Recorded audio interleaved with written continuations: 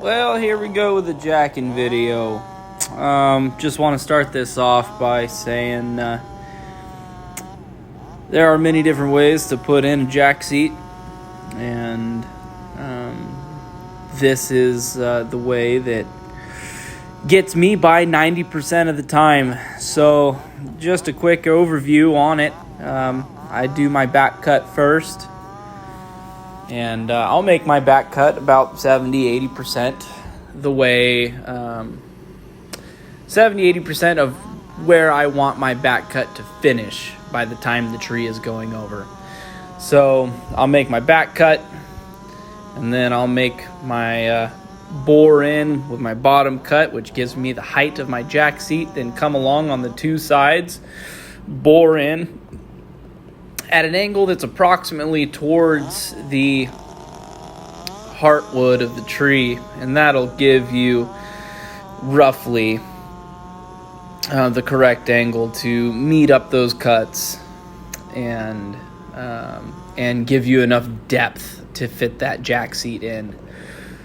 Now this clip here, it's gonna take a little longer, and I'll explain to you why. So I'm walking my buddy Ezra through, I think this is one of his first jack seats he's cut.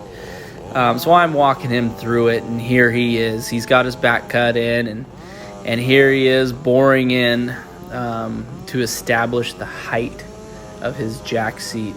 And that's determined by your jack. So there's a couple different jacks out there. They all have more or less have different heights. The Sylvies are different. The Bernträgers are a little different. So you just have to measure your jack, and that's how much you got to cut.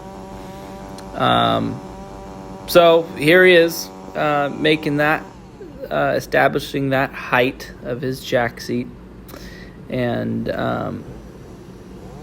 it's good to make them wider than you think, come out a little further than you think, and to go in a little deeper than you think.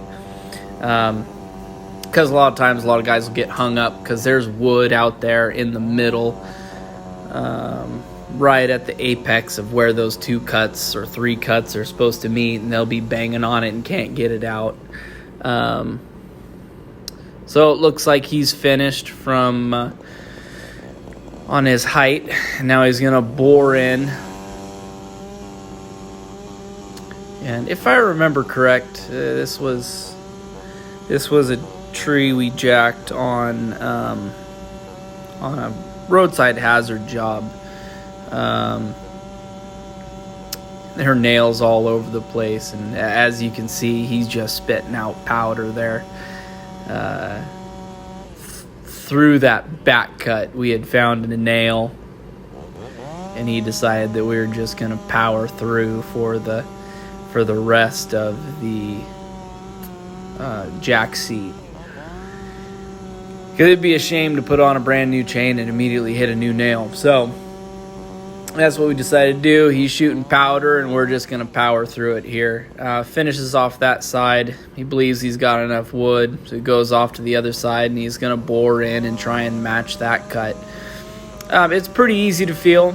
You go in deep enough, and when you hit that kerf on that other side or out there in the middle, you'll feel that saw kind of give. And you know you've met that kerf, so then you can just worry about working straight up and down at that point. Now, it might be a little different if you're doing production logs.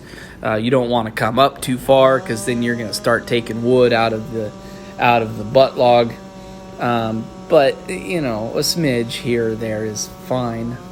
So you kind of want to be careful if you're jacking trees for production timber.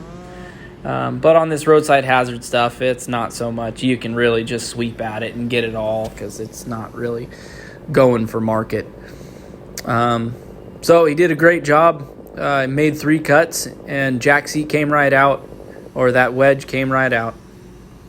So here's a couple examples of the depth you want, and enjoy a couple of my favorite jack clips.